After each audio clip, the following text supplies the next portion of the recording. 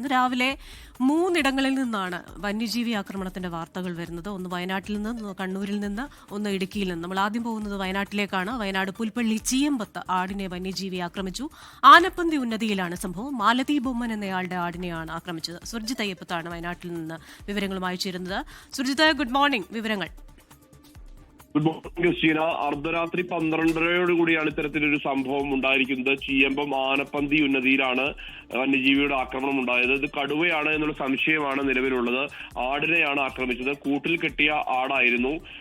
ഈ വനമേഖലയോട് ചേർന്നുള്ള പ്രദേശമാണ്. മാലതി ബൊമ്മൻ എന്നയാളുടെ ആടിനെയാണ് ആക്രമിച്ചിരിക്കുന്നത്. ഫോറസ്റ്റ് അധികൃതർ സ്ഥലത്തെത്തിയിട്ടുണ്ട്.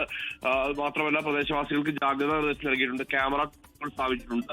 ഇതിനടുത്തുള്ള ചീയമ്പം 73 എന്ന് പറയുന്ന പ്രദേശത്താണ് ഈ മേഖലയിൽ പോത്തിനെ ആക്രമിക്കുന്ന ഒരു അവസ്ഥ കഴിഞ്ഞ മാസം ഉണ്ടായത്.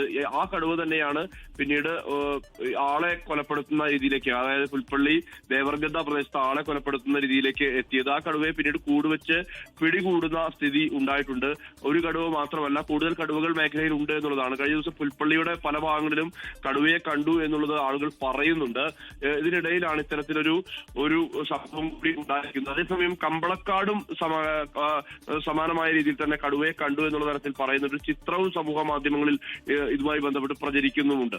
കുശീന, ലോകത്തെവിടെയായാലും ഏത് സമയത്തും 24 വാർത്തകളും ഓഗ്മെന്റഡ് റിയാലിറ്റി പാക്കേജുകളും എക്സ്പ്ലെയിനറുകളും വിശദമായി കാണാൻ ഞങ്ങളുടെ യൂട്യൂബ് ചാനൽ നിങ്ങൾക്ക് സബ്സ്ക്രൈബ് ചെയ്യാം.